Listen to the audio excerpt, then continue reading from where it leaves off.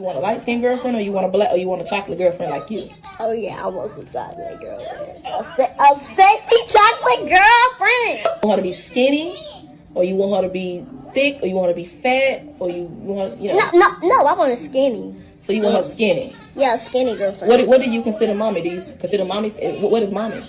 Look at his face. You can see the pain in his eyes.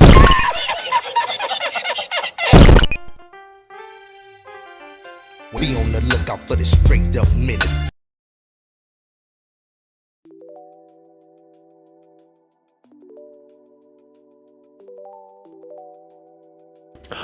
What's happening? This is the Menace, and you're watching Menace to Dating. So today I want to talk about a couple videos, of course. One video is talks about hypergamy and how hypergamy does not affect men like it does women. It's for women. Another video talking about the loyalty of a man and woman in marriage, the meaning of death do you part, for better or for worse. And we have a video to finish it off with a young boy being questioned by his mother on his preference in women. So before we get into any of these videos, you know what you need to do. You need to like, you need to subscribe, you need to share it, make a comment, and hit that damn bell. Let's get into the videos. There's a study that was done, I think, in the early 90s, where they manipulated the status, the attire of men and women into one of three different types: high status, medium, and some t-shirt or McDonald's. And then they asked men and women, would you go out for a coffee with this guy? Would you go out on dinner? Would you have sex with him? Would you marry him? And across all 6 levels of relationships, the status of the attire of a man had a profound effect on the likelihood of the woman saying yes. Higher the status, the more likely she said yes. That same manipulation on women had 0 effect on men. And see, that's what I've always been saying.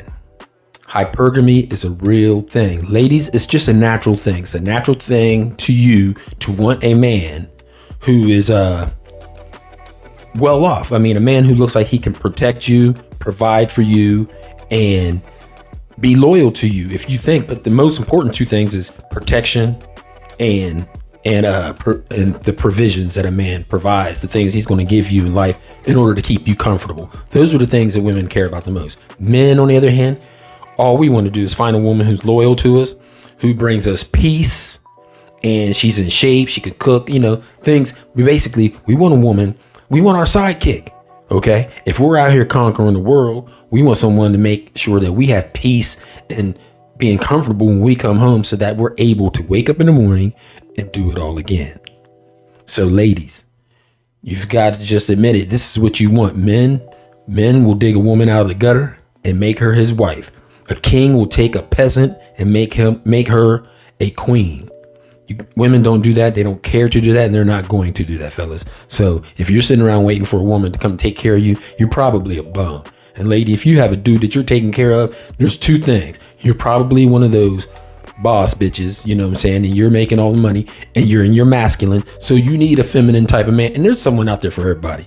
Thing is, do you recognize that somebody when they approach you? And one day we were writing graffiti. We were leaving. We saw a dude just come, like a regular homeless dude. He goes to one of the fountains. He washes himself off, Kev. He takes out a hand towel and uses it like a regular towel. He puts on a button-up shirt, smacks on a name tag. It's ready to go to work. I said, I just want to ask you something. And I said, you really live in the train tunnels? He said, yeah, with my wife. Live with your wife down there? She has a job as a waitress, and I have a job working at this spot. And you know what? That day, I'm sitting in the park just smoking an L thinking, you know that dude we ran into? I said, he's doing better than me. And they were like, what the fuck are you talking about? He's homeless. I asked the guy before we left, I said, what's the goal? He said, we can save up some money. We can try and get our own place again. I looked at the guys and I said, this motherfucker not only found the love of his life, but he found a woman that really holds that standard for better or for worse. Y'all motherfuckers don't got a plan. Right. This dude got a plan. Now tell me, fellas and ladies, how many of you are going to be like this guy and this woman? You see, this woman, she loved her man so much, even when things got bad, She had enough faith in him because he said, I have a plan. I know I made a left turn when I probably should have made a right. But she said, that's okay. I'm going to stick by my man. And I know there's a plan for us. And she loved him so much that she believed in him even when things were at their worst. She has faith in this man for him to dig them out of this hole and get them back on the track to live in a nice home and living a good life together, because it is for better or for worse. And a lot of women, you guys are just looking for the next best thing coming. A man could be still making it, and because he's not progressing fast enough for you, then you women feel like you want to leave him because you found another dude who has what you want right at this moment. There's no loyalty in that. And fellas, that's the thing. Watch these unloyal ladies. If this lady left you from her man to you because you was better, she's going to leave you for a man who's better than you. Women don't want to work for the progress. They don't want to work for the things that's going to be better for them unless it's better for them. But they don't want to see you working to get better. They want to see you have it now. And if they can jump off into someone else faster, they're going to do it. Now, this one here I think is funny. This little boy here, his mother puts him in a position to make a decision on what he should say to her. You want a light-skinned girlfriend, or you want a black, or you want a chocolate girlfriend like you?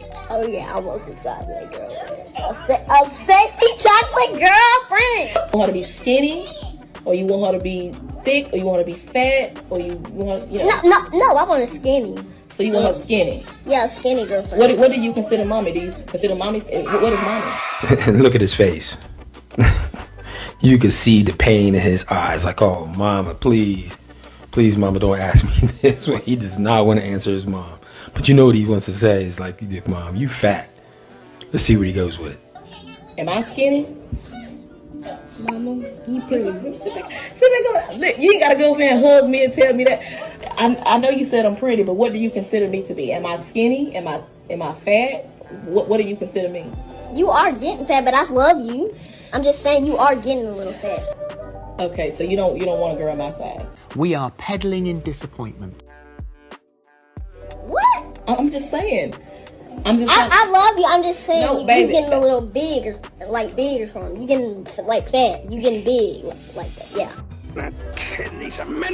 I told you, that's what I'm saying. Look, even at a young age, he's gonna be all right because he knows that he's able to ease around and smooth it out, but at the same time, he knows what he wants. Don't no man want no big woman, because it's our natural. It's natural for us to want a woman who's smaller. Now, growing up, his mom may change his mind. Growing up, she may change his mind and make him believe that, oh, it's okay, you could do this and everything, and guilt him, because that's what women like to do. They like to guilt you. Bitches are confused, bitch. So she may guilt him into wanting bigger women later in life, but right now he's holding his ground. I like that in that young man. And he was smart. He told his mom, you're pretty. I love you. And I'm sure his mother is pretty. A child is always going to love their mother. A son, he's always going to love his mother unless his mom's a piece of shit. I'm not even going to go down that road. But a boy, that's the first woman he ever loves. It's his mother. And he's going to look at her. And even though he loves his mother, he still has his preference. And if you're not his preference, he ain't going to do it unless you shame him later in life to where you make him feel so bad. Just like a lot of ladies out here, they try to shame men into thinking that it's wrong for them not to date a bigger woman. Ladies, I'm sorry. If you're a big woman, I don't want nothing to do with you. And the biggest thing is, I'm just not attracted to it. I don't like to see the rolls. I like to see the curves. So there's a difference between curves and rolls. Okay? Nobody wants no damn rolls, lady. Unless it's on my damn plate with, I don't want no rolls. Unless it's on a dinner plate. No rolls. I want a woman who's in shape. And why wouldn't you want to be in shape? Why would you want to sit there like Lizzo, make excuses about you're body positive and you're proud of yourself when obesity is one of the biggest killers of women in the world, and especially in this country? It leads to diabetes. It leads to cancer. It leads to depression. It leads to the number one killer, heart disease. So ladies, you can sit there and talk all this. We're talking about we're body shaming you. No, we're trying to tell you that you're unhealthy. If a person is out there smoking crack and I sit there and I tell them you shouldn't be smoking crack, I want no crackhead woman, then should I be shamed? You guys gonna start shaming me because I don't want a crackhead as my woman? Oh, just because she smokes crack don't make her a bad person. Maybe not, but it does make her a crackhead. And if you eat too much, it makes you fat. Yo, This is the Menace. This is Menace to Dating that you're watching. I need a like, a subscribe. I know you ladies are trying to get mad at me talking about, you think you're a dating coach and you're giving bad advice. You're a relationship coach. Look, I never said I was a relationship coach.